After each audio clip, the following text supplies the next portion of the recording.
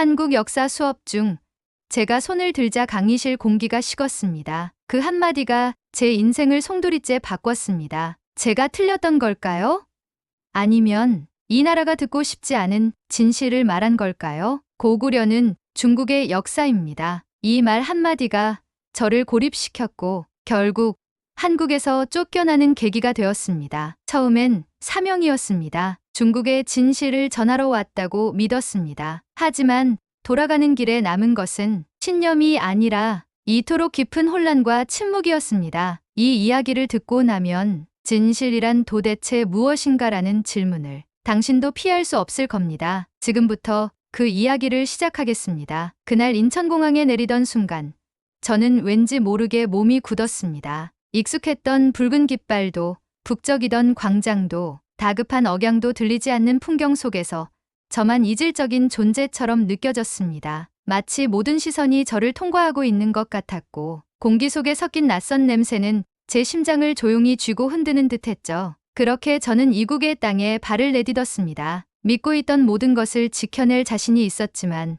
어쩐지 이곳은 쉽지 않아 보였습니다. 저는 리웨이라고 합니다. 중국 베이징에서 태어나 자란 평범한 대학원생입니다. 언어학을 전공하고 있고 지금은 석사 과정을 밟고 있습니다. 저를 설명하는 데 있어 가장 빠지지 않는 건 가족 이야기입니다. 아버지는 인민해방군 고위 장성이셨고 어머니는 조용하고 단단한 분이셨습니다. 저는 그분들의 아들로서 언제나 당당한 중국인이 되기를 교육받았습니다. 어릴 때부터 저는 지도를 보는 걸 좋아했습니다. 특히 국경선을 따라 흐르는 강과 산맥을 바라보며 이 땅은 어디까지가 우리 것일까 생각하곤 했습니다. 시간이 흐르며 그 관심은 역사로 향했고 저는 동북공정이라는 이름 아래 제 나름의 진실을 배우고 믿게 되었습니다. 고구려와 발해는 단지 소수 민족의 지방 정권일 뿐이며 우리의 뿌리는 더 넓고 깊다는 논리는 저에게 어떤 신념이 되었고 자부심이 되었습니다. 대학에서는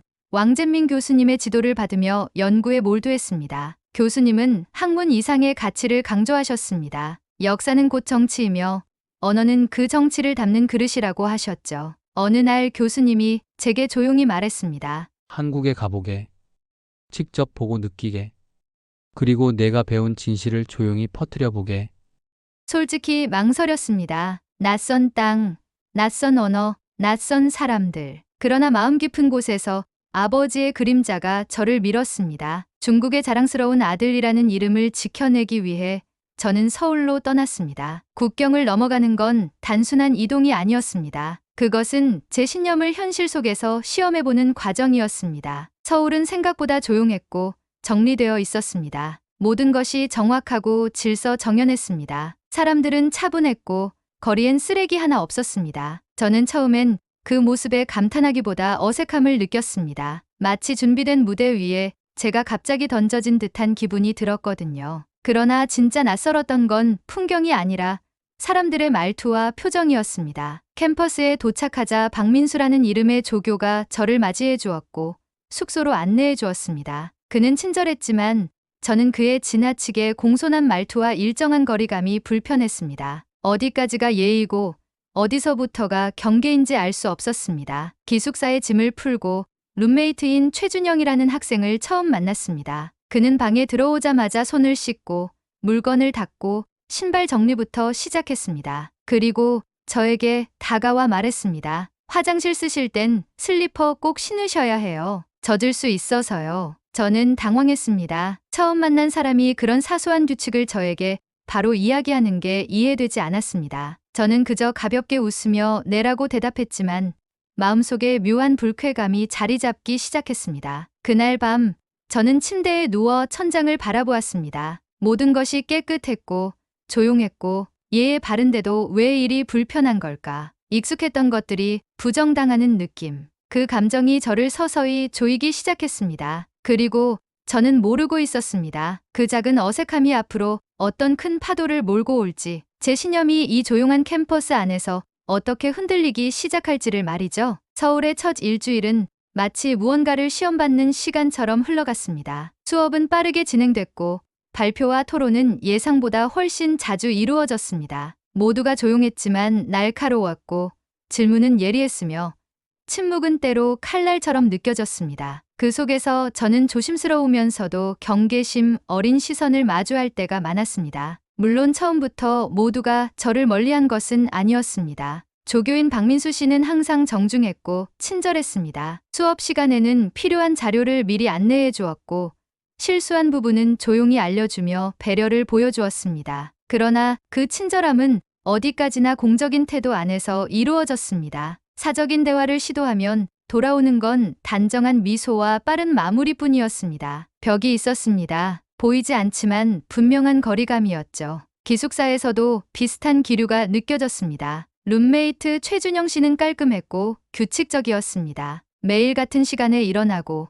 정해진 자리에 물건을 두며 늘 방 안을 조용하게 유지했습니다. 처음엔 이 질서가 새로웠고 어느 정도 존중하려고 했습니다. 하지만 그는 시간이 갈수록 저에게 점점 더 많은 규칙을 요구했습니다. 신발 위치, 세면대 사용 순서, 냉장고 음식 정리 등 일상 하나하나가 기준 아래 통제되는 느낌이었습니다. 중국에선 이렇게 안 해요. 저도 모르게 한마디 내뱉었을 때 그는 정색하며 말했습니다. 여기는 한국입니다. 이곳 방식대로 해주시면 좋겠습니다. 그날 이후 저는 방 안에서도 긴장을 풀지 못했습니다. 냉장고 문을 열기 전 쓰레기를 버릴 때조차 눈치를 봐야 했습니다. 작은 사소함들이 제 자존심을 자극했고 그 불편함이 점점 내면 깊은 곳에서 쌓여가기 시작했습니다. 그러던 중 동아시아 고대사 세미나 수업이 시작됐습니다. 저는 그 수업이 특별히 기대되었습니다. 제 연구 분야이자 가장 자신 있는 주제였으니까요. 교수님은 고구려와 발해를 한국 고대 국가로 분류한 수업 자료를 설명하고 있었고 학생들은 고개를 끄덕이며 집중하고 있었습니다. 저 역시 자료를 들여다보다가 참을 수 없어 손을 들었습니다. 교수님, 질문 하나 드려도 될까요? 고구려와 발해가 한국 고대사에 포함된 이유가 궁금합니다. 중국 학계에서는 그 두 나라는 지방 정권 또는 소수 민족 정권으로 분류하는 게 일반적입니다. 교수님은 당황하지 않았습니다. 오히려 침착하게 웃으며 대답하셨습니다. 그 시각도 분명 존재합니다. 그러나 대한민국의 역사 교육과 연구에서는 고구려와 발해를 독립적 국가로 봅니다. 그들만의 왕권과 문화, 고유 언어가 있었기 때문입니다. 순간 교실이 조용해졌습니다. 모두가 제 쪽을 바라봤습니다. 저는 열을 올렸습니다. 저는 그 부분에 동의할 수 없습니다. 당나라 사서에 따르면 발해는 명백히 조공 관계를 유지했고 고구려 역시 중국 역사 안에서 설명될 수 있는 말을 끝맺기도 전에 학생 중 한 명이 조용히 끼어들었습니다. 그건 당신 나라의 주장일 뿐입니다. 이건 우리 역사의 문제입니다. 말은 정중했지만 말투에는 단단한 단절의 의지가 담겨 있었습니다. 분위기는 순식간에 냉각됐고 교수님은 중재하려 했지만 이미 수업은 감정의 장으로 바뀌어 있었습니다. 그날 이후 저는 점점 외톨이가 되어갔습니다. 그룹 과제에서는 제 의견이 배제되기 시작했고 식사하자는 말은 사라졌습니다. 복도에서 마주쳐도 눈인사는 형식적으로만 이루어졌고 질문에 답하는 목소리도 낮아졌습니다. 저는 처음엔 억울했습니다. 잘못된 정보를 지적한 것이 그렇게 큰 문제였던 걸까. 하지만 동시에 저 역시 그들의 입장에서 생각해보려는 노력을 하지 않았다는 걸 점차 깨닫기 시작했습니다. 제 진심이 전달되지 않았고 그들이 받아들이지 않는다고 해서 무시하거나 비난할 자격이 제게는 없었습니다. 그러나 그 인식은 제 감정을 붙잡아주지 못했습니다. 저는 여전히 분노했고 고립됐으며 신념만을 붙들고 버티고 있었습니다. 그 신념이 저를 고립시키고 있다는 걸 알면서도 손을 놓을 수는 없었습니다. 왜냐하면 그것이 곧 저 자신이었기 때문입니다. 그렇게 저는 점점 더 큰 목소리로 제 주장을 드러내기 시작했습니다. 강의 중,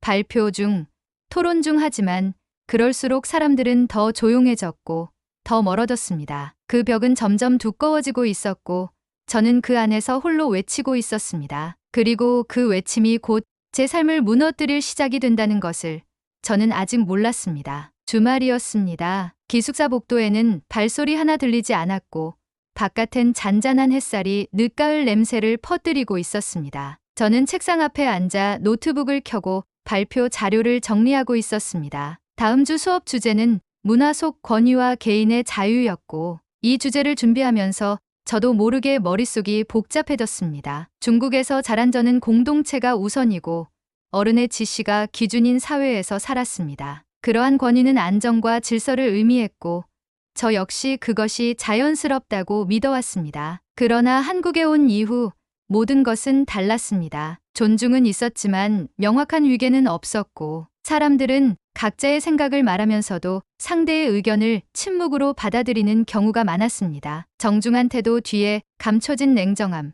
협력을 가장한 거리감이 종종 저를 당혹스럽게 만들었습니다. 그때 박민수 조교에게 연락이 왔습니다. 한국 문화를 체험해볼 겸 시장을 가보지 않겠느냐는 제안이었고 저는 잠시 망설이다가 따라 나섰습니다. 오랜만에 바깥 공기를 마시고 싶었고 그동안 마음속에 쌓인 답답함을 조금이나마 해소할 수 있을지도 모른다는 기대도 있었습니다. 도심에서 조금 떨어진 전통시장은 활기로 가득 차 있었습니다. 상인들의 목소리, 사람들의 웃음소리, 이국적인 향기 속에서 저는 처음으로 한국 사회의 다른 얼굴을 보았습니다. 생각보다 자유롭고 예기치 않게 정이 느껴졌습니다. 조교는 저를 작은 식당으로 데려갔고 오래된 외관과 달리 내부는 깔끔하게 정돈되어 있었습니다. 식사가 시작되고 저는 반찬을 바로 제 접시로 가져와 젓가락을 들었습니다. 그때 조교가 조용히 말했습니다. 반찬은 함께 먹지만 개인 위생을 위해 젓가락은 따로 써주세요. 순간 저는 부끄러움과 당혹감을 동시에 느꼈습니다. 그 말은 틀리지 않았고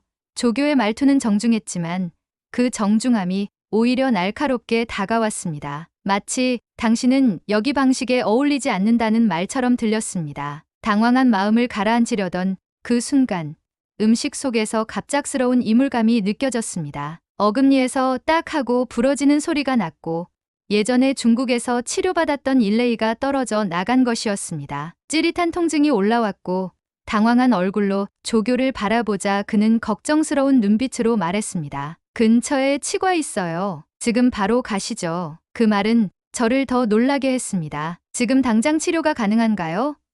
조교는 당연하다는 듯 고개를 끄덕였습니다. 야간 진료도 되고 예약 없어도 됩니다. 오래 걸리지 않아요. 한국의 의료 시스템이 이토록 빠르고 유연할 거라곤 상상도 못했습니다. 중국에서는 예약이 기본이고 외국인 신분으로 당일 진료는 거의 불가능에 가까웠기 때문입니다. 저는 조교를 따라 조용한 골목의 치과로 향했습니다. 접수는 5분도 걸리지 않았고 바로 진료실로 안내받았습니다. 의사는 침착했고 장비는 최신식이었으며 통증은 거의 느껴지지 않았습니다. 치료는 금방 끝났고 비용도 상상보다 훨씬 저렴했습니다. 조교는 말했습니다. 여기선 당연한 거예요. 누구든 필요하면 바로 치료받을 수 있어요. 그 순간 제 안에 조용한 충격이 일었습니다. 제가 믿고 있었던 선진성, 효율성, 체계에 대한 기준이 이 작은 진료실 안에서 무너졌습니다. 제가 늘 자부심을 가졌던 부분이 이곳에선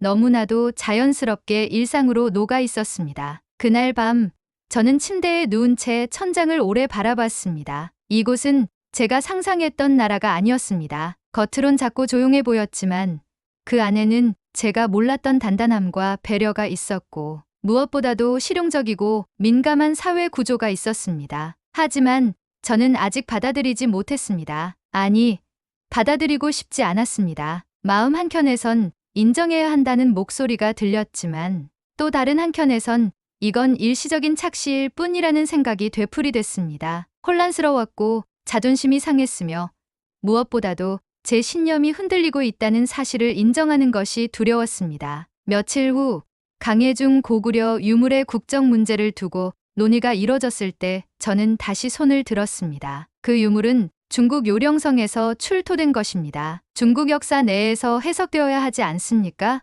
정중하게 말했지만 제 목소리에는 이전보다 더 강한 확신과 긴장이 섞여 있었습니다. 그때 한 학생이 조용히 고개를 들고 말했습니다. 교과서를 바꾸는 것도 현실을 해석하는 것도 우리가 우리 정체성을 지키기 위한 노력입니다. 말은 부드러웠지만 말투에는 단단한 결의가 담겨 있었고 그 분위기는 교실 전체에 팽팽한 긴장감을 불러일으켰습니다. 그날 오후 박민수 조교가 저를 불렀습니다. 리웨이 씨, 요즘 수업에서 발언하시는 방식에 대해 교수님이 조금 걱정하고 계십니다. 혹시 표현을 조금 조절해 보시는 건 어떨까요?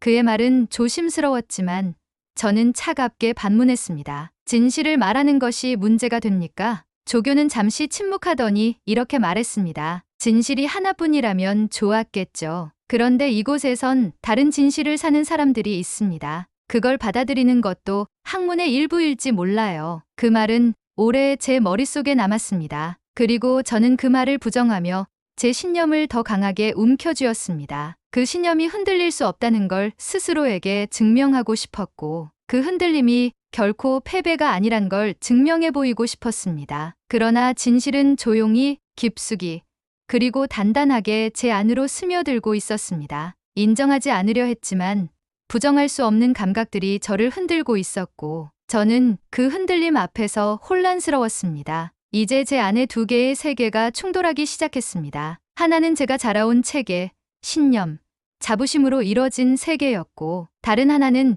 제가 직접 경험하고 있는 조용한 사실들이었습니다. 어느 쪽이 옳은지는 알 수 없었지만 하나만 남길 수는 없는 순간이 다가오고 있었습니다. 귀국 홍보는 메일로 조용히 도착했습니다. 발신인은 국제교류센터 담당자였고 제목에는 간단한 문장 하나가 적혀 있었습니다. 교환학생 프로그램 조기 종료 안내. 메일 본문에는 정중한 문장들이 나열되어 있었지만 그 속에 담긴 의미는 분명했습니다. 당신은 이곳에서 더 머무를 수 없습니다. 저는 마우스를 움직여 스크롤을 내리다가 끝까지 읽지 못한 제 노트북을 덮었습니다. 숨이 턱 막혔고 마음은 이상하리만치 조용했습니다. 그 순간의 감정은 분노도 억울함도 아니었습니다. 오히려 무감각함에 가까웠습니다. 햇살이 기숙사 창문을 통해 부서지고 있었지만 그 빛조차 제게는 낯설게 느껴졌습니다. 저는 아무 말 없이 침대에 앉아 창밖을 바라봤습니다. 저를 이곳으로 이끈 신념,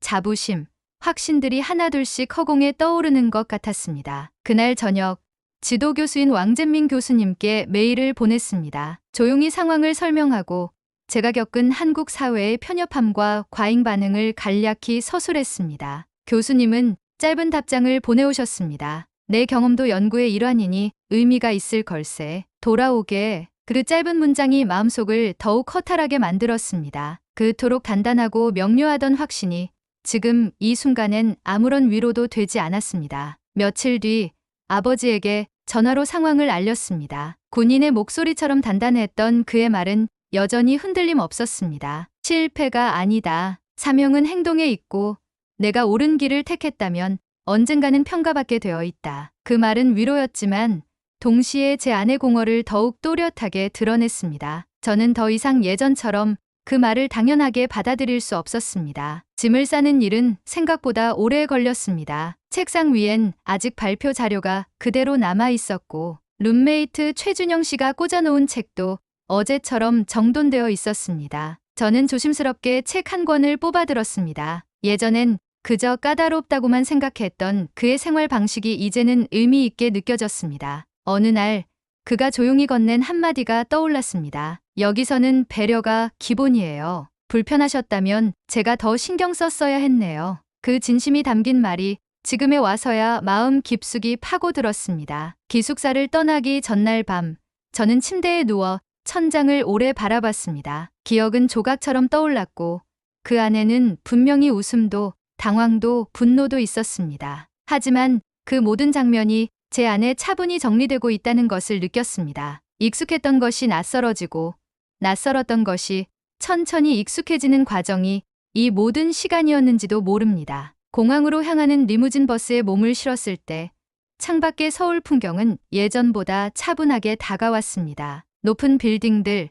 질서 정연한 도로, 바쁘게 움직이는 사람들, 모두가 제각기 살아가고 있었고 그 속에서 저는 이제 단지 지나가는 한 사람이었습니다. 그런데 이상하게도 그 익명성이 위로처럼 느껴졌습니다. 버스 안에서 저는 스스로에게 물었습니다. 당신은 무엇을 얻었습니까? 분명 처음 이 땅을 밟았을 때 저는 사명을 가지고 왔습니다. 누군가는 이 진실을 알려야 하고 제가 그 역할을 해야 한다고 믿었습니다. 그러나 지금 떠나는 저는 더 이상 옳다는 말을 쉽게 하지 못하게 되었습니다. 저는 여전히 고구려와 발해가 중국 역사 안에서 설명될 수 있다고 생각합니다. 그 생각이 바뀐 건 아닙니다. 하지만 이제는 그것이 절대적인 진실이 아님을 압니다. 한국의 친구들은 그들만의 역사와 감정을 가지고 있었습니다. 그 감정을 무시한 진실은 진실이 아니라 일방적인 주장일 뿐이라는 사실을 저는 이곳에서 처음 배웠습니다. 베이징으로 돌아온 밤, 저는 조용히 소파에 앉아 거실 창문 너머의 불빛을 바라봤습니다. 모든 것이 익숙했고 여전히 저를 둘러싼 환경은 변하지 않았습니다. 그러나 저 자신은 조금 달라져 있었습니다. 이제는 질문할 수 있게 되었습니다. 내가 맞았을까?가 아니라 혹시 다른 가능성이 있을까?라고요. 그 후 저는 연구를 이어가고 있습니다. 하지만 이전처럼 단정적인 표현은 줄었고 다른 시각을 소개하거나 그 배경을 설명하는 문장이 많아졌습니다. 동료 교수들은 조금 부드러워졌다고 했고 저 스스로는 조금 넓어졌다고 느꼈습니다. 저는 여전히 확신이 있는 사람입니다. 그러나 이제는 그 확신이 말문을 막는 것이 아니라 대화를 시작하게 만드는 힘이 되었으면 좋겠다고 생각합니다. 진실은 때로는 신념을 지키는 것이 아니라 그 신념을 누군가와 함께 이해하고 나누려는 자세에서 시작된다는 것을 저는 서울에서 배웠습니다. 그리고 그리하여 저는 처음으로 누구와도 싸우지 않고 제 신념을 말하는 법을 배웠습니다. 여러분, 사연 어떠셨나요? 자랑스러운 대한민국입니다. 오늘 이야기가 마음에 와닿으셨다면 구독과 좋아요를 부탁드립니다. 더욱더 다양한 콘텐츠를 준비해 나가겠습니다. 시청해주셔서 감사합니다.